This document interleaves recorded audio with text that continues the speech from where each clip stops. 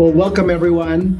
Thank you so much for joining us for our webinar today, Demystifying Financial Aid. Is college still worth it, right? Is it still something you want to do? And of course, our answer is yes, right? We are here at the podcast studio in Rhodes College in Memphis, Tennessee. I am Gil Villanueva, and I am your Dean of Admission and Financial Aid. And hello, I'm Michael Morgan. I'm the Director of Financial Aid here at Rhodes. Well, we're going to cover a variety of topics today, including recent trends that's going on, the rising cost of college. Of course, we're going to talk about that. And Michael will talk about how perhaps you can begin to think about paying for it. We're going to talk about all the different application plans from early decision to regular decision and everything in between. We're going to talk about merit aid and need-based aid and how perhaps, it might differ from school to school and how perhaps you might want to go ahead and pursue how to apply for them, those important financial aid awards. We're going to talk about resources and tools that you have at your disposal, which is a lot, actually. And then, of course, Michael will cover all the nuts and bolts about financial aid. We're going to talk, of course, a little bit about what you can expect from Rhodes. And then we're going to end our conversation with a little Q&A. And by the way, please use the Q&A feature. Feel free to extend your questions. Go ahead and use that feature. And when we get to that portion of our program, we will get to as many questions as possible. But before we begin, why don't we go ahead and give our friends a little bit of a background about ourselves. So I'll just begin. Okay. So again, my name is Gil. I was actually born in the Philippines, and we moved to the States when I was 12. And, all of us were, my parents, obviously, were thinking about a better sort of future for their children. And thank goodness that they did that because, affording us the kind of education here in the States meant the sort of such a transformative thing for all of us because, being low income growing up in the States, there weren't a lot of resources for our family. But that said, when it was time to think about college, there's this thing that a buddy of mine told me about who I played football with. Gil, you actually have pretty good grades. There's this thing called financial aid. Oh my gosh, I love financial aid, everyone, because I truly believe that it is the great equalizer. It allows so many students and families to be able to realize a college education that they normally might not be able to afford. So that's a little bit about myself. Okay. Well, Gil, I noticed that we had a couple people from Kentucky, and that's where I'm from. I grew up in Eastern Kentucky. And like you, though, family didn't have a lot of resources. So decided that I needed to go to college and want to go to college, but wasn't quite sure how to get there. Mm-hmm. Luckily, I had an uncle that went to college before me, and so he kind of paved the way as far as how to apply for financial aid, what forms to use, and those types of things. Mm-hmm. But once I got to school, it was the people in the financial aid office that took care of me for the 4 or 5 years that it took me in order to graduate from college. And so, I never thought I would be in financial aid, but found a love for it and still in financial aid today. So that's just a brief history of Michael Morgan. Wow. Well, everyone, just so you know, Michael, you complete me. Let's be clear about that. So let's go ahead and ask some questions. Okay. Well, actually, you might want to throw me a question. Well, you mentioned earlier that we're going to talk a little bit about trends. And financial aid and college has been on the minds, I'm sure, of all the families that are here, but it's definitely been in the news each and every day. You can't turn on the TV without hearing something about college, about affordability and those types of things. Mm-hmm. What are some of the things that you think our families would like to know, but that you have researched as the VP of enrollment related to college and trends and those types of things? There's a lot. There's a lot going on. Let's try to narrow it down. But I picked the big ones. Okay. Talk about affordability and cost of attendance, right? It's sort of at the very top of all of the different articles and conversation and all the media things out there. The rising cost of college, is it really still affordable? Is it still worthwhile? And of course, our answer is a resounding yes. But that said, wow, this was actually really cool stuff. College is actually more affordable than you might think. And actually, when did some research, the College Board produces a lot of research. And I encourage all of you, don't always believe what you're reading in mass media or what's in the internet or in the news, just because, I'm not so sure about the sources of the data that they're using. But the College Board and NACAC and all those sort of other higher ed educational organizations, there's researchers that they hire and then go through so much data nationally that I personally believe in the information that they're extending. So that said, get this, everyone. The average net tuition fees paid by first-time, full-time college students last year, right, for those who are thinking about, let's say, a public institution in state, actually went down from a decade ago, from 2,800 to from 4,300 to 2,800. And for those students thinking about private school, it actually went from 19,330 to actually, guess what, 16,500. So it's fascinating that over the last decade, right, college attendance actually has gotten less expensive, less costly for families. And you know why? And you know what? You know what the big reason is? No, tell me. Financial aid. Financial aid. Yes, I love financial aid. So let's go ahead and here's some more information for you. You probably heard about the new FAFSA last year, and it created a lot of news and some unfortunate things because it was really not ready for prime time. Do you agree? I agree, absolutely. There was a lot of technical issues, a lot of other associated issues with it, and even some of the reporting of the data were incorrect. So it was really unfortunate. And this is true that so many young people who could have gone to college did not go, right, this year. And that truly makes me sad because if you look at the numbers, over 5%, right, of students who could have gone to college didn't go. Let's do the math. If you have 4 million college students, right, who usually go to college and 5% didn't go, that's a lot of people. That's about 200,000 students. Now, thankfully, a good number of them, roughly about half, will go to a 2-year college or community college, which that is a good thing. But I think about those who might not go. So that said, we'll talk more about the value of a college education. So here's more information. So the enrollment cliff, you've heard of the enrollment cliff, right? I have heard of that, yes. Well, it's upon us.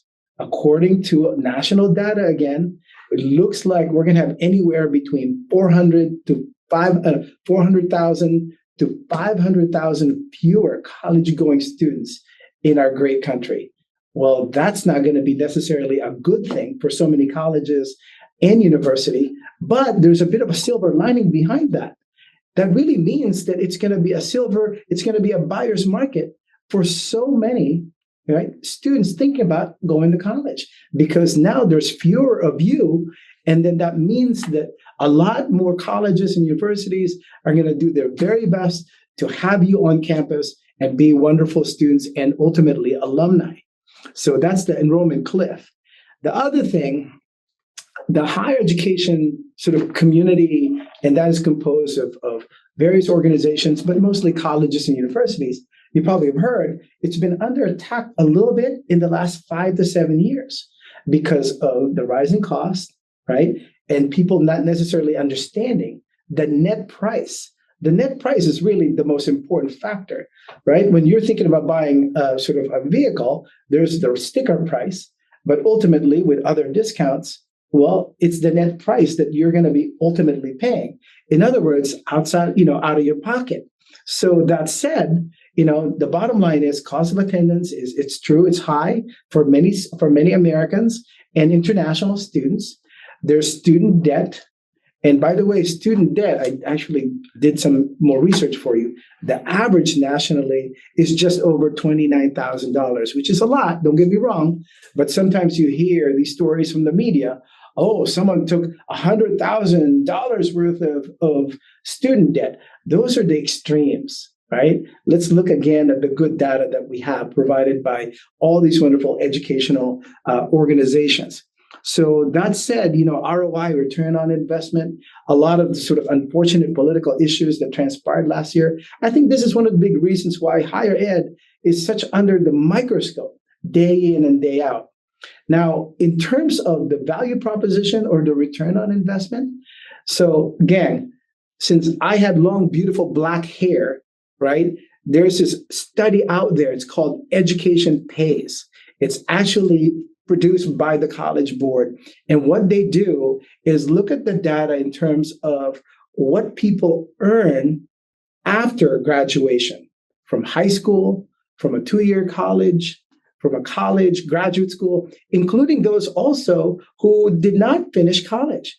And the bottom line is, since they started doing this research, every year it shows the value of a college education. And here's some examples for you. So it's not only higher income for the individual, people pay more in taxes, which is good because it'll go to social services. It'll pay for, partly for education and other programs.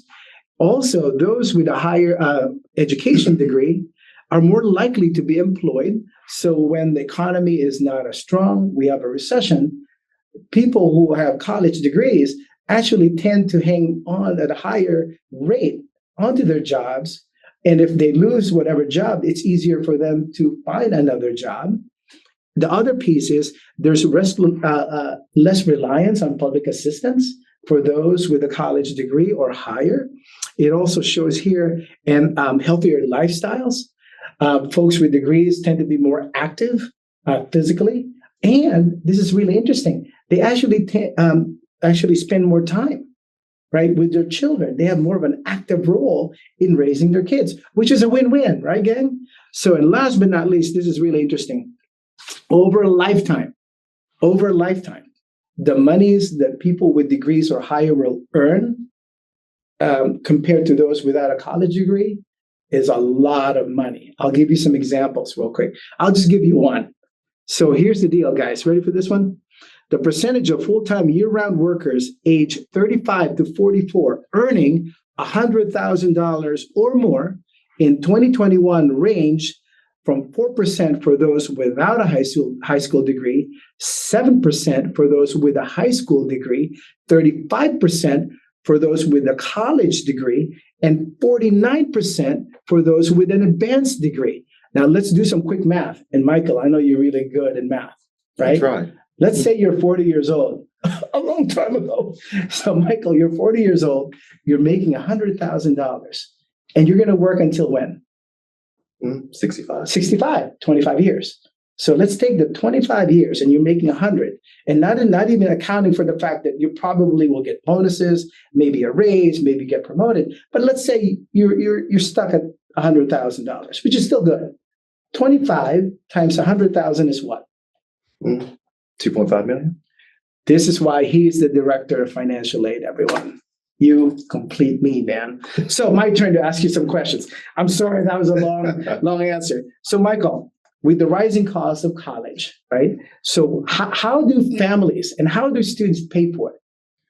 Well, that's a really good question. I think everyone on the podcast here today really understands the importance of education. And I don't know that we really need to sell them on going to college, right? Everyone here is looking at college. Obviously, they're looking at Rhodes.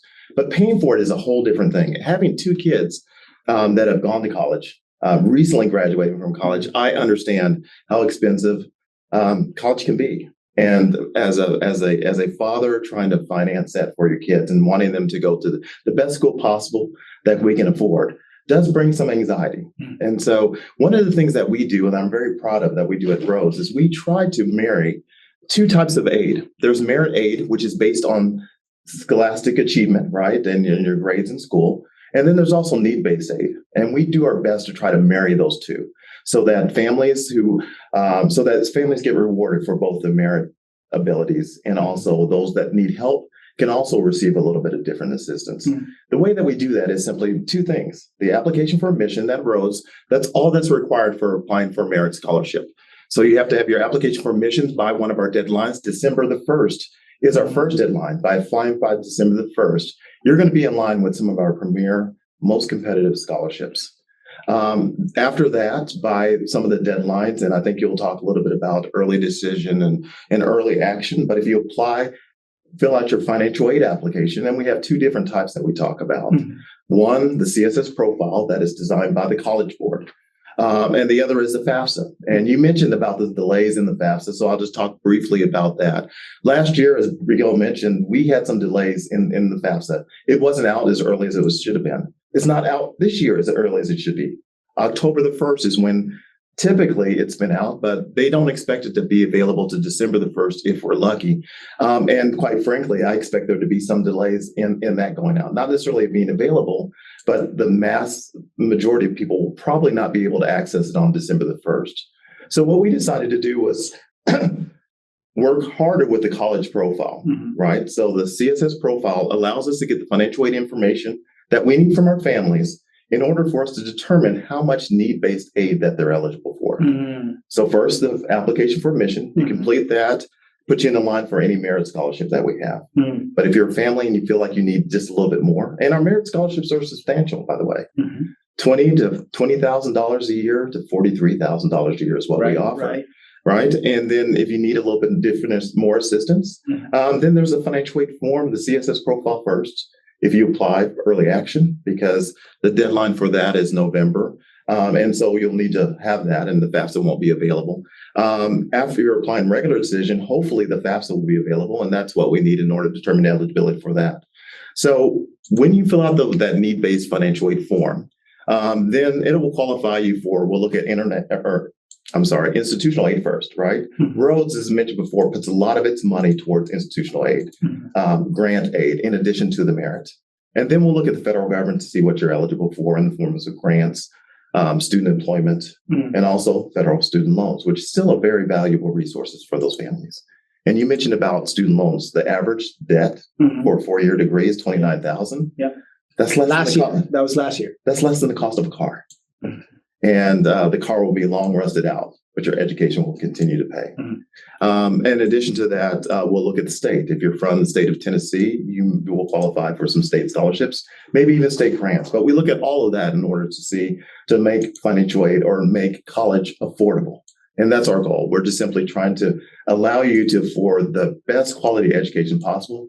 And we think we've done a pretty good job of doing that or accomplishing that. You know, that's, and I appreciate your answer, because my wife and I, you know, we're that family that, you know, we make enough, and we didn't really qualify for as much or any at some point. So we were clear to our own children about, well, this is what mom and dad can afford. And you need to think about, well, the schools that you're thinking about. First, we want you to think about the right fit, the best match for you, and the things that you want to accomplish. That is really, really important. That's primary. But one of the things that we encourage families to do is to really have an honest conversation about, you know, the cost of college and what the family is able to pay. Because, and this is my own 2 cents worth, you know, we don't want young people to get so excited about a school they get into only to be informed that it's not going to happen.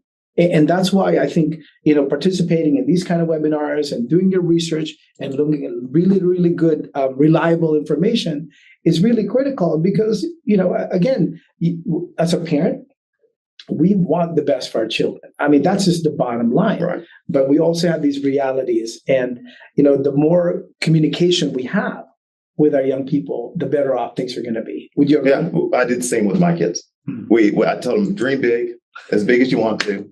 We applied for several different colleges, and Rhodes, of course, it was included in one. And then after we got our financial aid award notices from each of the colleges, we just laid them all out. This is what it costs.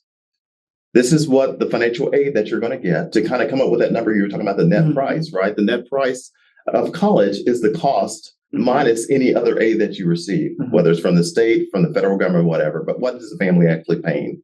And we looked at all of them, and we made a decision, right, as far as which ones could we afford, best afford, and that would give them the best opportunities in the future without burdening them too much. And so that's exactly what we did.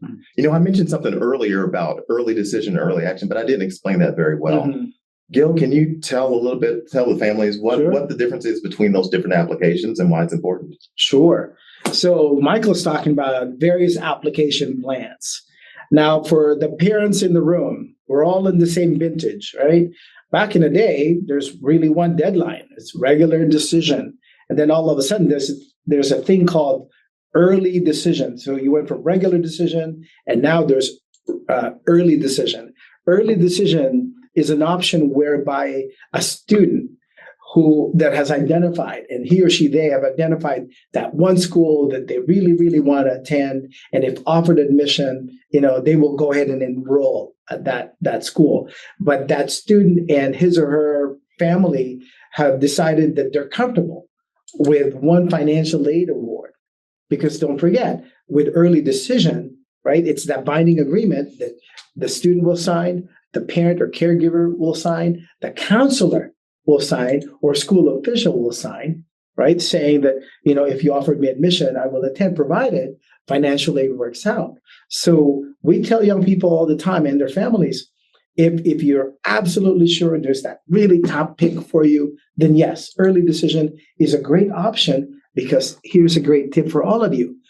Usually, the applicant pool is going to be a lot smaller, right? It's not going to be as huge as it's going to be in regular decision or in early action. Now, early action is a program where you get to apply early, you get to know early, the notification is earlier than regular decision. Regular decision is sort of the last date at many schools, and notification usually a lot further down the road. But early action, I like, because you get to know early, but you don't have to attend. So the quick story is this: with my son, he is just in love with this one school. And, he did his research. And of course, my wife and I did our own research on the side, because, we can't afford to pay the entire cost of attendance for him to go, but they do have merit scholarships. And sort of, we both agreed as a family, well, because the scholarships at that school was not really going to be announced until March, it really didn't make sense for him to apply early decision, because we would end up just saying, well, we have to wait, and what if he has another school down the road that he might want to apply to? So the bottom line is, it all worked out. It was a Disney ending. He ended up getting this scholarship. But again, early decision is great. But for those who want to compare, right, as you mentioned, different financial aid offers from different schools, you have early action and regular decision. But again, if you have the option between early action and regular decision, my vote is with early action. Just because there are no setbacks to that. But wouldn't you agree that early decision in a school that's very selective, you probably in some ways sometimes have a better opportunity to get admitted, right? That's one of the key advantages for early decision. At many schools. Right, at many schools. And so that's one thing to simply consider, but it is binding. So it's important to kind of know that. Absolutely. Okay. Well, let me ask you a question. So I think it's really, really important for our friends in the webinar to really learn a little bit more about, because you talked about merit scholarships, merit aid, need-based aid. Could you talk a bit about, how things might be sort of differently awarded from school to school? Well, that's a very good question. One of the things that we tell people when I do high school seminars is to be in close contact with your financial aid administrators, either at the college or, in our case, a lot of our admissions counselors are very versed in financial aid, and they're who you would contact for to keep you regularly apprised of what's going on. But each college does it a little bit different. As I mentioned before, we have merit scholarships and we also have need-based scholarships, and a lot of that has to do with the funding that's available to Rhodes and how we choose to allocate our funds. Some schools have more money towards merit, but they have very little institutional need-based aid. They rely on federal aid and state aid in order to help their neediest families. Other schools are the opposite. They offer most of their money in merit scholarships and very little. They offer very little in merit scholarships. So they have they've chose to focus on need. A lot of our more some of our very selective liberal arts schools have gone to that need-based model, which offers in often cases, very few merit scholarships to very few, maybe less than 10%. And everyone else has to apply by either using the CSS profile or the financial aid form, or a combination of two for any need-based aid, right? And if you qualify, you get it. And if you don't, then you don't. So I have a very interesting story. I ran into a student just the other day, and he was asking me about financial aid, how it works. He was a junior here at Rhodes.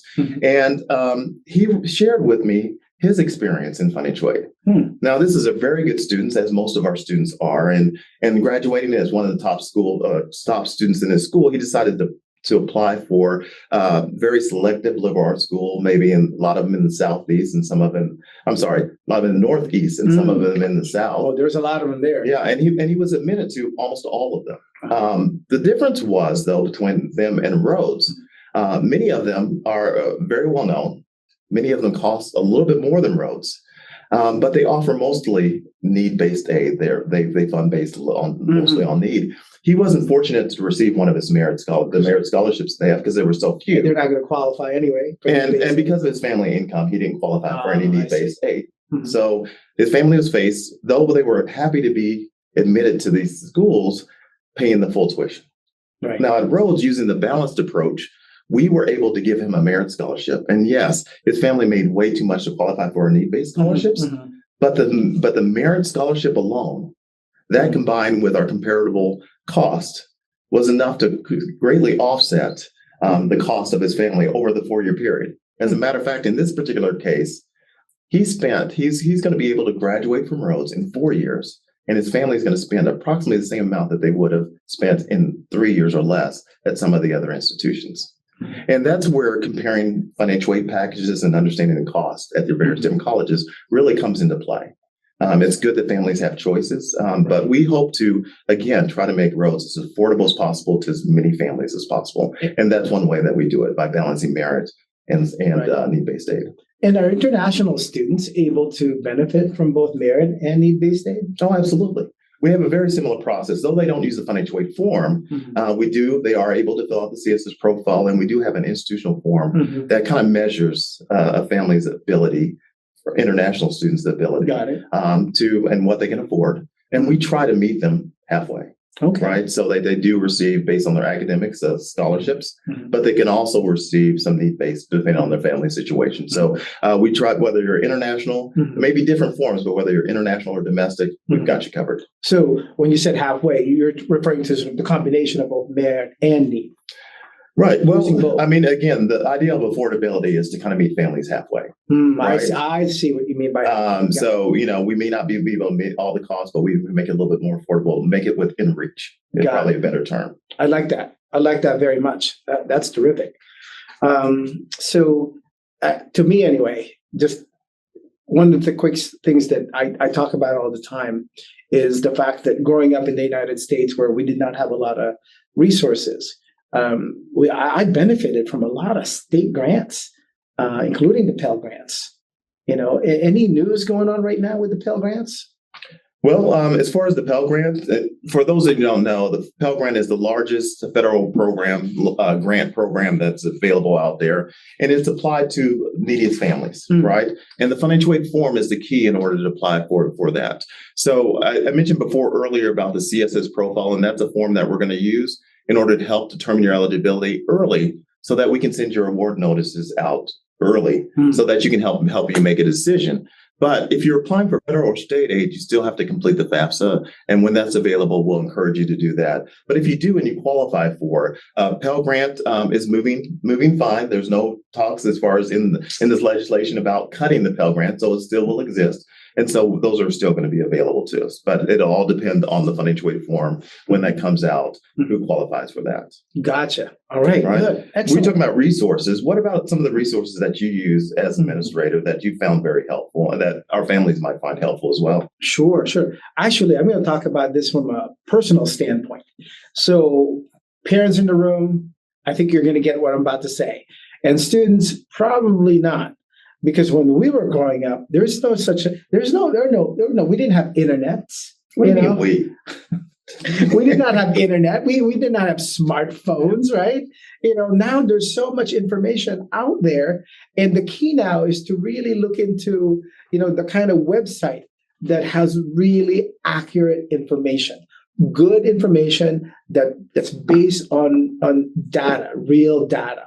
And for me, when my wife and I, with our son and our daughter, looking at colleges and universities and trying to figure out and understand financial aid, the ones that stick out would be the College Board's Big Future, right? So that website that is actually designed to help families to actually navigate the process. And students can actually begin their college search process by indicating sort of what they're looking for in a school. Are you thinking about a big school, a small school? Are you thinking about a school in a suburban area, a city, and so on? So that really helps. NACAC, which is our national organization it's NACAC, the National Association for College Admission Counseling. That is a great website too, because there's a lot of research there that's available for all of you. It's all available for the public. The College Board, as I mentioned earlier, the Common Application is another one. But for your world, FinAid is one. Despite the issues that we had this year with FAFSA simplification, overall, the FAFSA form will be better. We'll get there, right? I mean, eventually we will get there. It'll be a smoother process. But they have a lot of information, as you just mentioned, a lot of trusted information.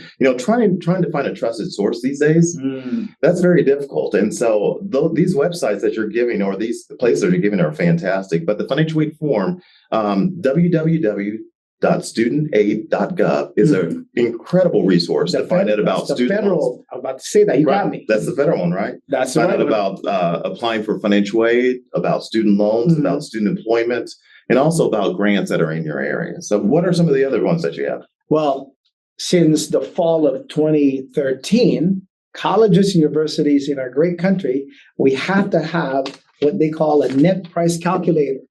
An NPC for we use acronyms for everything, right? An NPC.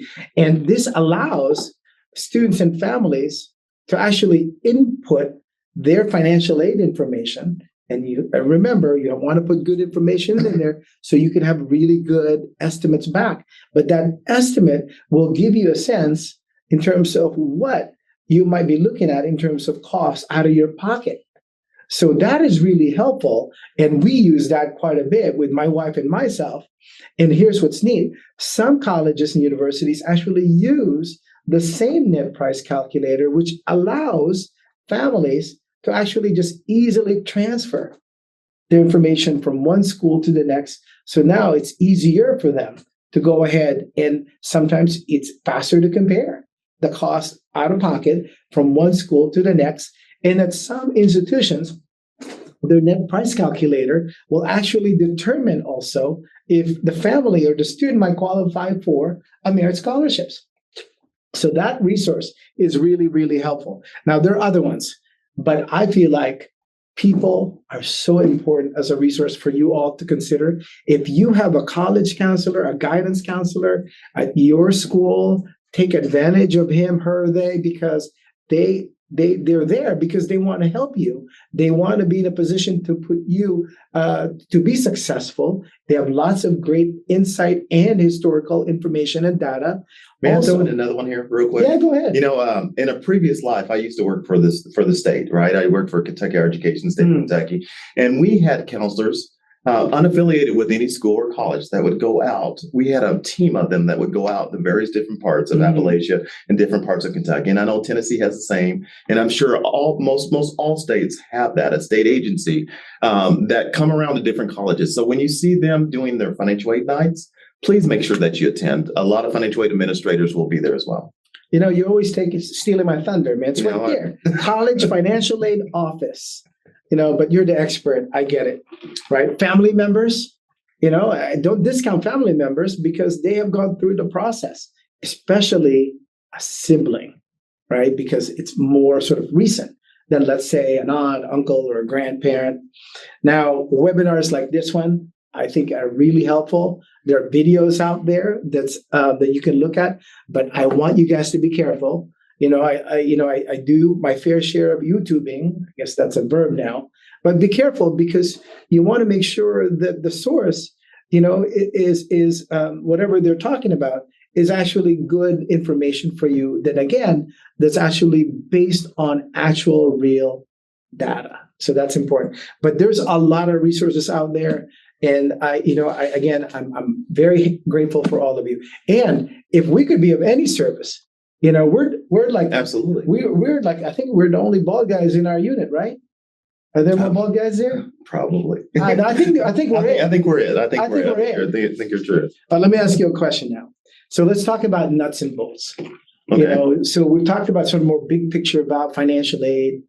Talk to us a little bit about, the nuts and bolts, what goes into a financial aid award. Well, you're right. We've touched on it a little bit, but let's get into some details. One of the things that I tell families is to be aware of deadlines, right? So each college, as I mentioned, does things a little bit different. We have a little bit different deadlines. And so just be aware of the deadlines for various different things at your college. For instance, I mentioned December 1st. In order to qualify for our most competitive scholarships, December 1st, you need to remember to make sure that you get your application for admission into Rhodes so that we can consider you for our biggest scholarships. In addition to that, I talked about the college board or the CSS profile. Again, because we do not expect the financial aid form to be out before December, January, maybe even, then we need another resource in order to help you figure out what school works best for you from a financial standpoint. And the CSS profile from the College Board allows us to do that. So simply by filling out that form, just have your tax forms available with you because you will need to have tax information for that particular form. Complete it and send it to multiple schools that you want to, but definitely make sure that Rhodes is one of those schools. And we will, as quickly as we possibly can, turn that information around so that we can give you an estimate, right? A very more than an estimate. We can actually send you our financial aid award notifications to you, ones that we feel very confident with as far as your eligibility, not only for Rhodes money and institutional aid, but also we're able to calculate once you fill out the financial aid form, the FAFSA, what you might else be eligible for, whether it's federal aid, whether it's state aid. We can calculate all that from the CSS profile, but you've got to make sure that you meet the deadlines. So you mentioned early action. Early action, the deadline for that is coming around. November 15th is when those forms need to be in. So November the 15th, you'll want to have your application for admission and your application for federal student aid, the college, the CSS profile at that time, into our office so that we can send you that information. The next date is regular decision. So with regular decision, hopefully the deadline for that is January the 31st. So hopefully the FAFSA is available at that time. But if it's not, we can still fall back on the CSS profile to make sure that you get that in. So the key is to make sure you have those two applications in by your deadline. And we will do all that we can to send you a package that not only tells you what you're eligible for from a merit standpoint to reward your academic achievement, but also what you're eligible from a financial standpoint so that you can make the best decision possible.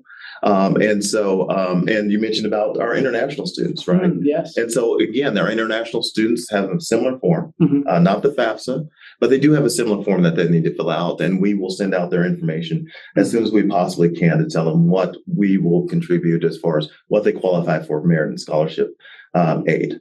Once you get that, then you can have several conversations with it. We're happy to talk with families all the time to not only explain what it is that they received, but if there's anything available in the future that they may qualify for, we'll help them work through that.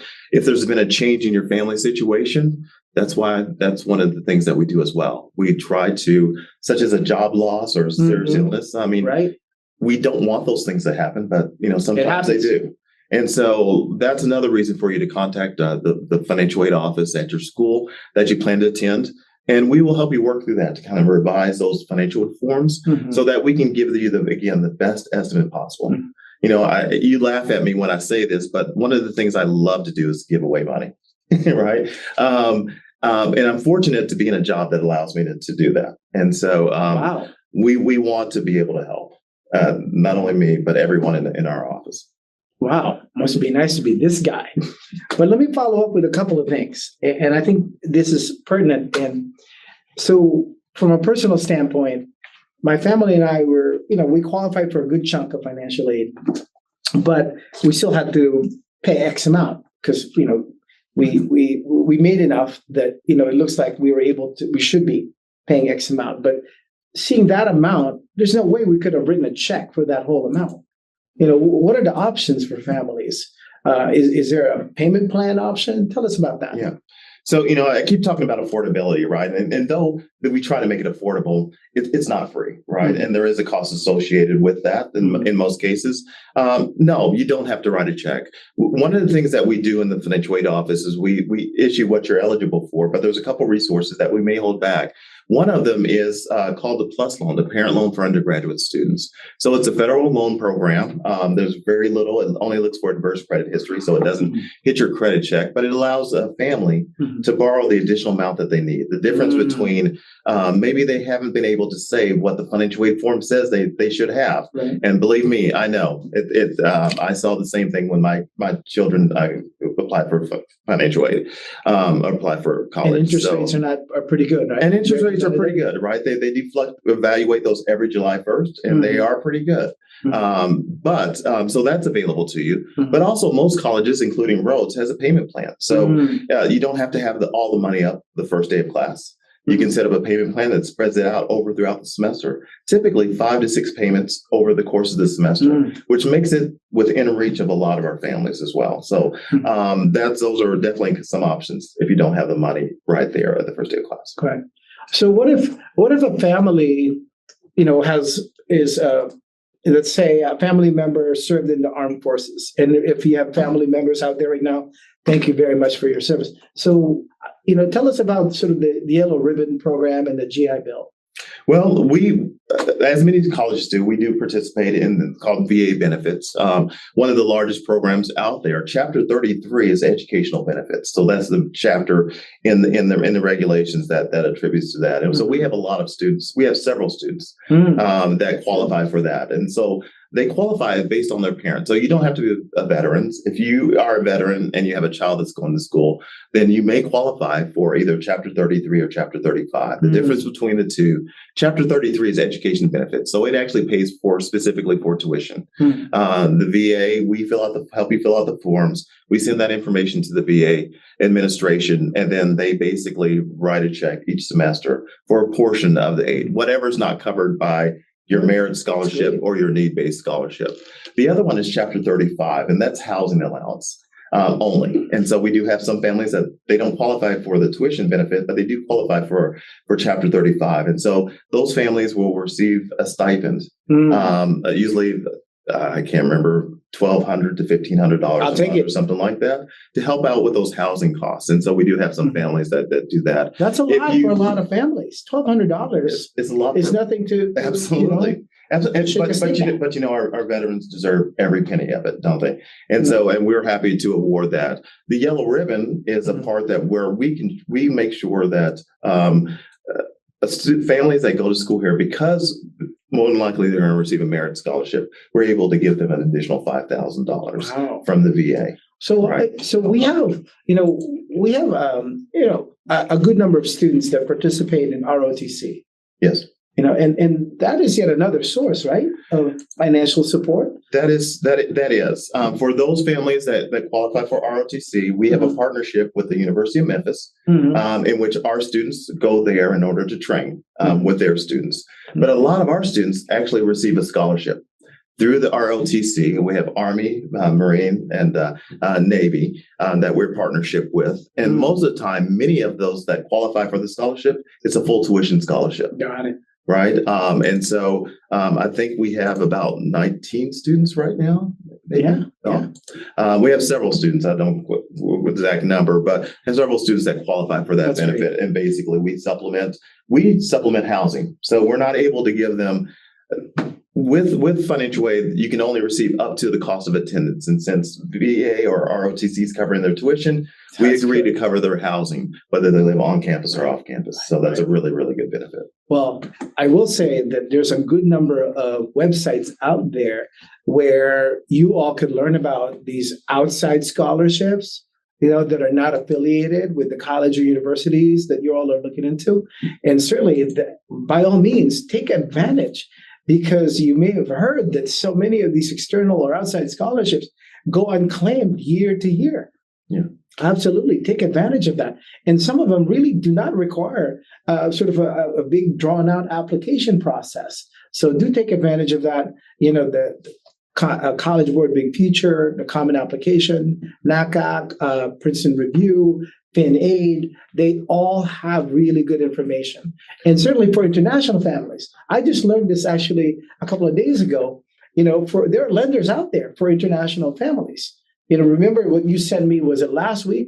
NerdWallet actually rated sort of the top 10 lenders for international families. So it's out there, guys. Take advantage of good information that's based on good data. Hey, look, we want to make sure that we have plenty of time to answer questions. Right. Well, before we do that, though, we have to talk about, and this is, I think, part of what we want them, and I think you all have learned a little bit about, what you can expect from Rhodes, from the financial aid office. Okay. But I'm just going to put on sort of my little plug for Rhodes. And I think this is really important because you may not know that Rhodes is actually one of the few national liberal arts colleges that's actually located in a major city. There's 904 small colleges in the United States.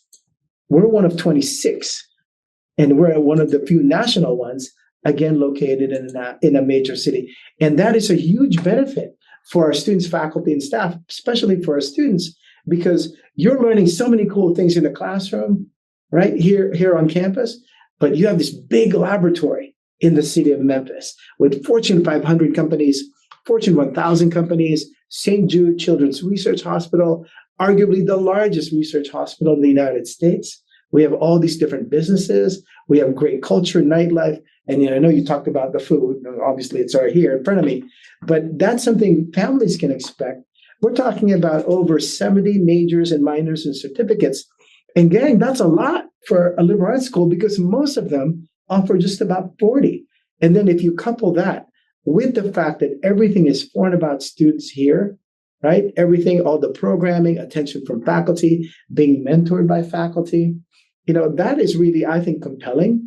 The value proposition is such that we have the Rhodes Promise, that guarantees that our students will be able to do and will be funded for research, study abroad, right? Or some kind of work opportunity, experiential learning. So that, I think, speaks to, the kind of investment that Rhodes is more than happy to make for its students. And I know you've talked about sort of the financial aid piece. Could you just quickly talk a little bit about sort of, the percentage of students receiving aid? Well, we've talked about it several times, right? Affordability. Right. We try to give you a high quality education at an affordable price, just within reach. And we do so, again, by the combination of two. 98% of our students receive some type of financial aid, whether it's merit or it's need-based or a combination of the two. We have, on average, total aid packages around $44,000, just a little over $44,000 per student. Right, that's considerable. That's great. 65% of our students will receive a merit scholarship. That's 65%. That's a good number. So again, that just simply shows the balance of merit, how we value merit and need-based aid. And so something new this year, I asked Gil about early decision and what are some of the benefits. And we talked about this, right? So yes, some schools that are very selective, you may have a better chance of getting admitted ED. Rhodes has decided this year that for those that apply ED, we will award them an additional $3,000 grant on top of whatever merit scholarship, whether they apply for need-based financial aid or not. And so, again, that's one of the things that we can talk about. So let me go ahead and get to some of these questions. You're not joking about wanting to give money away. So let's look at some of our questions here. And we have our first question here. The question is, should we fill out the need-based CSS profile even if we think we may not be eligible for need-based aid? Well, I can tell you one thing. If you don't fill out the CS profile, you will not be eligible for need-based aid, right? So, you're more than welcome to. We won't force you to fill out the CS profile. You don't have to. We just provide it as an opportunity for you. But if you apply for admission, you receive your merit scholarship, and you still think that you need a little bit more, the only way that you're going to be able to apply is to complete one of the forms that we have, either the CSS profile or the FAFSA. And usually it's better to kind of do that up front. So we strongly encourage you, at least the first year, to fill out the additional form. It really doesn't take, it may take you 45 minutes to an hour, but we're talking about investing in the rest of your student's life. So, we won't make you. We won't make you do that. I filled it out for X number of years, for my children and for our sake as a household. And even though sometimes it appeared that we're not going to qualify for much, well, one year it happened. Wow, we qualified for some financial aid. Yeah. So I feel like, you don't have much to lose, right? Just make sure you have your good information, all your tax forms, so that you can complete the form as accurately as possible. So the next question is a really good one about state grants. I talked about state grants earlier. And so state grants typically, and this is true almost all the way across the board, there are a few exceptions. State grants are designed to keep people in their states, right? And so if you're in Tennessee, because Rhodes is located in Tennessee, they're able to get Tennessee residents are able to get Tennessee scholarships and Tennessee grants. There are North Carolina scholarships, there's South Carolina scholarships, Georgia has scholarships, but all of them are designed, they only get residents of that state only get it if they attend a college in that state. Unfortunately, they're kind of restricted in that. Right. And so they do not cross borders, unfortunately. So that's one of the things. But however, we understand that we're a national school. And so we do understand that our Tennessee residents are going to get a little bit of additional support from the state. And our out-of-state students, we extend to them a little bit of different aid in order to kind of offset that to some degree. So don't let that to be a deterrent for crossing the board to come into Tennessee. And again, because of our merit scholarships, we reward students who have really achieved really good marks at the respective secondary school. So that really helps. So it looks like there's a question here about, all the different dates that we've talked about and all the different application plans. Isn't it true that so long as you apply by the application deadline for the plan that you have chosen, you should be okay? Is that true? For the most part, yes. Yeah. So if I'm early decision and I'm thinking about applying, let's say November 1, which is coming up, so long as I have my financial aid forms completed and submitted and whatever other supporting information, more likely, don't you think that by the time I'm offered admission, I might also get financial aid information? Well, definitely at Rhodes, right? That's the way that we do it. But, we've given away a lot of different dates here. And so one of the best things I encourage you, we have on our website, we have a little tab under admissions. We have affordability, and it has those different dates that are listed there. So go to each school that you're looking at. They'll have the dates clearly listed. And sometimes it's a good idea, especially if you're applying to multiple schools, just make out a little spreadsheet.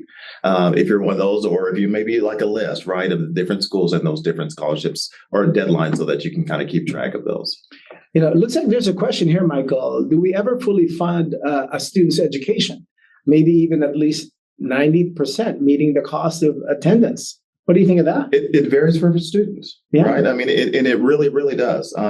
We have merit-based scholarships, which I told you the dollar amounts of the $20,000 to $40,000 on that. But when we talk about need-based aid and we talk about federal aid, state aid, and combining all the different resources, including student loans, it is very possible that some families, some of our needier families that maybe receive Pell Grants, they receive state grants and all of those, we do end up meeting 90% or sometimes even more. But it all depends on the family and their situation and the resources that are available to them based on those indexes that we receive from the financial aid forms, the CSS profile, and the FAFSA. Great. I'll take this one. This is there a financial aid benefit for applying early action? So I don't want to speak for other institutions, but I have to say that most institutions, if not all, have financial aid budgets. And this is why I encourage everyone to apply, if not early decision 2, which is the same thing, but different dates, but early action. If you have the choice between early action and regular, apply early. I'll tell you why, because sometimes, well, guess what? With the budgets that many schools have, by the time they get to regular decision, not only do they might have fewer spaces available for admission to offer, but also their financial aid their budget may have been also realized, or much of it has been realized. So to me, there's no detriment. There's nothing negative to apply early action. And here at Rhodes, again, if you apply, and Michael, you mentioned this, the priority deadline is December 1. If you apply by December 1, right, that application, and there's no separate application, the common application is our application, you will be automatically reviewed for our premier scholarships. Now, if you apply after December 1, we still have scholarships, of course, to extend. But again, understand the word priority. We try to prioritize those families, those students that apply by December 1.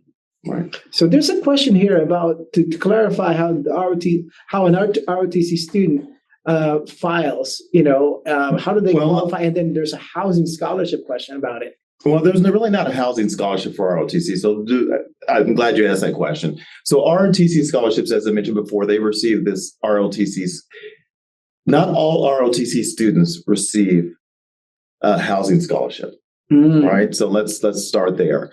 ROTC students who receive the full scholarship from ROTC, because their tuition's covered by the ROTC, Rhodes ensures that Rhodes covers their housing. Now, a lot of our students, they'll receive a merit scholarship. As I mentioned before, 98% of our students receive a merit scholarship. So it's a no-brainer, right? You receive that and you already have a merit scholarship and it will cover your housing. Mm-hmm. If for whatever reason you're one of the 2% that don't receive a merit scholarship or don't receive any type of aid, mm-hmm. and you're a ROTC recipient, then Rhodes will make sure that we then cover your housing, regardless if we gave you a scholarship before. Mm-hmm. So really, it's just simply, if you're a ROTC student and you qualify for the ROTC scholarship, mm-hmm. then know that your full cost mm-hmm. is going to be covered here at Rhodes. Your cost of your tuition is covered mm-hmm. by ROTC, mm-hmm. and your housing is going to be covered by Rhodes. Got it. Now, just to be sure, to clarify, 98% of our students receive some form of financial aid, right? Yes. And many of them receive institutional aid in the form of grants and scholarship. But in terms of the premier scholarships, we're at 65%, correct? That is correct, yes. Okay, just want to make sure. All right. Now, here's our last question of the day. If you get an outside scholarship or several outside scholarships that only cover tuition, can Rhodes aid pay for the other things like room and board? Okay. We may get way too far in the weeds on this. But yes, a lot of scholarships have stipulations, right? Mm-hmm. Especially when we're talking about, employee benefits. They must go towards tuition. Matter of fact, the VA benefits, Chapter 33, says it has to go towards tuition. Mm. So what Rhodes does, Rhodes institutional aid that you just talked about, whether it's merit or scholarship, we don't just go towards tuition. We go towards tuition and room and board if you live on campus. Mm-hmm. So what that allows cost of attendance. So it's direct cost of attendance. Direct cost. Right. Direct cost of attendance. So what that allows us to do, if a student has received a scholarship that specifies that it only goes towards tuition, what Rhodes does is we apply Rhodes money to their other expenses first, which should increase the amount of tuition that's left over mm-hmm. for the other scholarship to cover. So it's a matter of shifting funds. So we prioritize it so that the families get the best benefit possible. But there are times that if it specifies as tuition only, and they're only, say a student is, for whatever reason, is only paying tuition at Rhodes because mm-hmm. they live at home, they've got a special allowance to live at home, we've given them a scholarship. It has to go towards tuition. And they're receiving an outside scholarship that goes towards tuition. If both combined are more than tuition, mm-hmm. then we have to send a portion of that money back. Right. We'll end up reducing some of our aid. Well, in a lot of cases, we'll reduce the other aid, whichever comes first. It depends on how the scholarships are written. We will handle that, but just rest assured that we will do it in such a way. We'll have to follow federal guidelines. We'll have to follow also the rules of the scholarship itself. Right. But we'll do it in a way that best benefits the student. Right. Always. Right. Students first. Well, I have to say, the fact that we now have these wonderful scholarships, and even within the sort of Shelby County, we have actually what we call full ride scholarships, which is really neat, right? And it shows sort of our investment in Shelby County that, we have a scholarship called the Day Scholarship that will meet the full cost, the direct cost of attendance that you talked about. So that's pretty cool. That is really cool. All right. So we're now at time, and we want to thank you all for joining us tonight. Again, if we could be of any service, we're the only bald guys in enrollment and admission and financial aid. Please reach out to us. We're happy to connect with you. And more importantly, students, account for your fit, account for your match, account for the value proposition, including outcomes. What students are doing after graduation. Are they employed? Are they in graduate school? There are no guarantees. Colleges can't do that. But you can tell a lot about a school like ours, where the vast majority will finish in 4 years. We have one of the highest 4-year graduation rates in the United States.